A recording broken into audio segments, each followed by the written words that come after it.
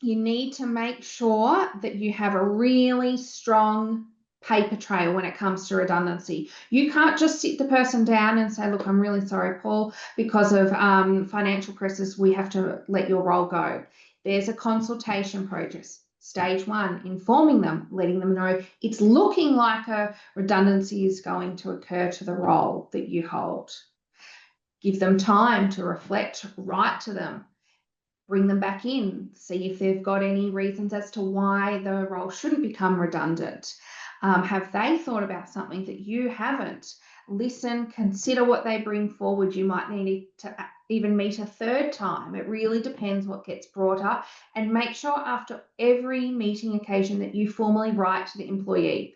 Because whether you end up in the Fair Work Commission for unfair dismissal, whether it actually is unfair or not, if you didn't follow that process, you can get a slap. Yep. So it comes back to the process, and that's why we hone on documentation, process, policy, structure. So let's talk about the differentiation. We sort of brought up unfair dismissal there, which no one wants to go through, but it happens. Yes. How do you differentiate, if I can get the word out, differentiate between a genuine redundancy and an unfair dismissal? Yeah, so a genuine redundancy comes back to what we were saying at the start. Is this a real restructure which results in a redundancy? Is the role genuinely no longer needed because of technology, merger acquisition, financial pressure, economic downturn? So the role is no longer required or no longer can we afford it. Unfair dismissal is when you've terminated someone for, a redundancy that's not genuine is when you're terminating that individual for performance, behavior, conduct issues. And that's where a lot of people get caught. They're like, oh, I'll just make this person redundant. I don't want to go through the performance management process. Yeah. Okay, I get that, but that's not going to solve your solution because that's a non-genuine redundancy, which you're going to end up in hot water anyway. So what would be considered a reasonable redeployment of employees into other roles? Yeah.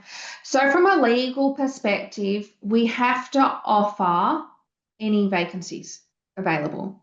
So a lot of the time, people managing these redundancies don't consider that that individual would be suited for role ABC that's vacant because totally different field, different pay, different location. You need to do your due diligence because you don't know the individual's circumstance. You might think you know, but you don't always know the individual circumstance, and they might prefer to have a role than no role. So you need to offer what's available. And as we mentioned earlier, not just in the employment nature, also outside from a contracting perspective as well. So that's the change there. If you're making a role redundant where there is multiple individuals in that same role, you need to do a skills matrix. And that is the same thing if they are going to be redeployed in another role. Check that they've got the skills. Doesn't mean they're automatically going to get it, but you've got to talk about it and don't assume. I think that's where a lot of businesses really fall into the trap of they assume that that individual that's impacted doesn't want the role. That's a good point. That's what I was just thinking as well. Because in terms of will they have the skills, does that mean you would have to technically, if you're advertising for a role or the role is open, it's a, I don't know, for argument's sake, let's say it's a marketing role and the role that's open is an EA role. Would you have to put them through the interview process or would you have to offer them the role? It's not necessarily an automatic. If it's a vacant role, I would be going through that apply and make sure, because no one just wants to put people in roles for the sake of it. There needs to be a fit, but you need to go through that process. Don't just tick it off, cross it off the list because you think it's not right. Yep. Brilliant. Brilliant. So probably one last one when it comes to redundancy and processes. How can redundancy processes be conducted with compassion while maintaining, which is important, compliance? I know you Yeah. mentioned sort of compliance, and you're right, we're talking about that in our next step. How do we make sure we cover both of those? As we've said, be human, be genuine. The amount of times from a client's, from an internal perspective, where I've had to have difficult conversations with people, but it's the way in which you deliver it. Be honest, be upfront, be respectful, and be really clear. Communicate early so no one is blindsided by what's coming, basically.